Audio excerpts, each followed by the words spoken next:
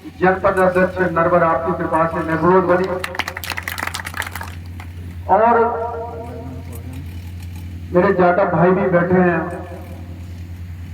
करेरा में मैं मंच के माध्यम से बड़े खुले शब्दों में कहना चाहता हूं, करेरा में हमारे जाटव व पाल का जो गठबंधन है वो शायद ही हिंदुस्तान में कहीं मिलेगा। साथियों, इंजीनियरिंग डिग्री करने के बाद मैंने तमाम विभागों में सरकारी नौकरी भी की है, परंतु मुझे कुछ समाज के लिए, समाज से मतलब एक जाति नहीं होता है, संपूर्ण समाज होता है, संपूर्ण समाज बैठा है। इसके लिए कुछ न कुछ करने के लिए लालसा थी। 2003 में बहुजन समाज पार्टी ने हमारे बाल बघेल समाज के बेटे को करेरा से टिकट दिया और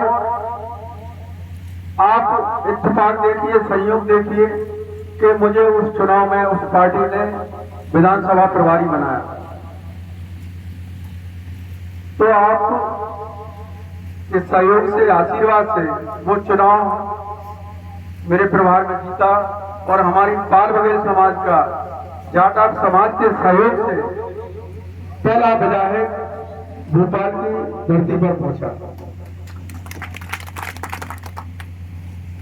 उसके पश्चात करेरा सीट आरक्षित हुई।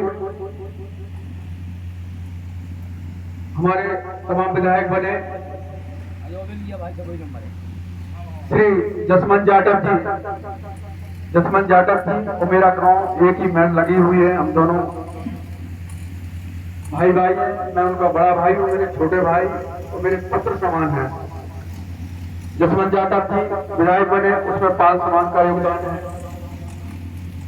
फिर समय पलटा, पराईलाल जी उपचुनाव में जीते, उस समय भी पाल समाज का बड़ा योगदान रहा। साथियों, ये हमारा चोली दामन, लोटा डोर, सुई धागे जैसा संबंध मेरे साथ जाटव समाज ने निभाया।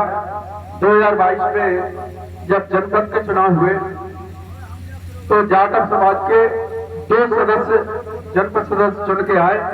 सबसे पहले उन्होंने कहा कि हमारी बहू प्रियंका गौरव जनपद अध्यक्ष बनेगी। निःशुल्क मेरे जाटव समाज के राकेश जाटव जी और लोकपाल जाटव जी सबसे पहले आए और दोनों ही प्रस्तावों को समर्थक बने। उनके सहयोग से, आप सभी के सहयोग से मेरी बेटी बहू जनपद अध्यक्ष निर्विरोध बनी। करेरा की धरती पर पाल समाज के लोगों बैठे हैं, यहाँ पर बैठे हैं मेरे, उनको मैं बताना चाहता हूं आज की तारीख में पाल समाज की जो जागृति राजनीति में आई, करेरा में आई है। आप 11 सरपंच, 1 जिला पंचायत, 7 जनपद सदस्य, 1 करेरा जैसी नगर परिषद का पार्षद, 24 से 25 उप सरपंच इस पाल समाज के हैं। तो मैं आपसे पाल समाज के भाइयों से आग्रह करना चाहता हूं, क्या पाल बघेल समाज पिछोर में अलग है और करेरा में अलग है? संख्या में लगभग बराबर है। क्या कारण है कि सन 1947 में देश हमारा आजाद हुआ और हमारा पाल बघेल समाज आज दिनांक तक आजाद पिछोर खनिया थाना में नहीं हो पाया? क्या कारण है? आप अपने आप को क्या स्थापित, कहां पर अपना स्थान मानते हो? बंधुओं, आपकी स्थिति में 2 दर्जे की विधानसभा रही है। क्योंकि पार्टी ने मुझे बड़े सोच समझकर, आपकी भावनाओं को जानकर पिछोर विधानसभा का प्रभारी बनाया। कहीं न कहीं मेरी आत्म संबंध आपसे रहे और आपने भरपूर आशीर्वाद मुझे दिया। मेरे कहने पर मेरे पाल बघेल भाइयों ने संपूर्ण वोट भारतीय जनता पार्टी को विधानसभा में दिया और प्रीतम भैया 22,000 मतों से अधिक वोटों से यहां से जीत कर गए। उसमें पाल समाज का बहुत बड़ा श्रेय है। क्योंकि आपकी दिशा और दशा मुझे बदलने का ख्याल आता है, रहता है। बंधु, हमेशा बुरे कर्म से डरिए और ईश्वर की लाठी से डरिए। इसके अलावा संसार में कोई ऐसा व्यक्ति पैदा नहीं हुआ है कि जो आपको डरा सके, धमका सके। क्योंकि ईश्वर ने, आप पक्षियों से भी लीजिए, जानवरों से भी शिक्षा ली, उनके पालने की, उनके खाने पीने की व्यवस्था सब उसने दी है। हम तो इंसान हैं। फिर इतना भय, इतना दुख, इतने कष्ट आपने 30 साल कैसे झेले हैं? साथियों, हमारे पिछड़ेपन का एक बहुत बड़ा कारण यह है, क्योंकि हमारी पाल बघेल समाज इस देश में, इस इतिहास के बारे में बताना चाहता हूं। सम्राट चंद्रगुप्त से लेकर देवी अहिल्याबाई होलकर देश में, प्रदेश में सुसज्जित शासन, सुरक्षित शासन जिन लोगों ने चलाया, उनके वंशजों की हालत क्या हुई, उसका सीधा साधा उदाहरण है कि हम लोग जंगलों की तरफ चले गए। आज मैं जाटव समाज के भाइयों की सबसे ज्यादा अगर प्रशंसा करता हूं, अगर उन देश में आज क्रांति लाने का काम किया है तो मेरे जाटव भाइयों ने किया। उन्होंने बाबा साहब का रास्ता को अपनाया। वो स्कूलों की तरफ गए, हम जंगलों की तरफ गए। अंतर आपके सामने है। अभी मैं डोंगर जी बैठे हैं, इस देश में कितने कलेक्टर जाटव समाज के बता नहीं पाएंगे, एसपी कितने गिना नहीं पाएंगे, कितने मुख्यमंत्री हुए, कितने नेता हुए बता नहीं पाएंगे। और आप पाल समाज के भाइयों से कहना चाहता हूं, कितने कलेक्टर तुम्हारे होंगे? उसका कारण है शिक्षा। बंधु, आपको शिक्षित होना पड़ेगा। शिक्षित में कोई, शिक्षा में कोई कंपटीशन नहीं होता, कोई इसमें पाबंदियां नहीं होती। हम सभी को शिक्षित बनना होगा, एक दूसरे समाज से प्रेरणा लेनी होगी, अपनी समाज में जागृति लाना होगी, कुरीतियों को हमें मिटाना होगा।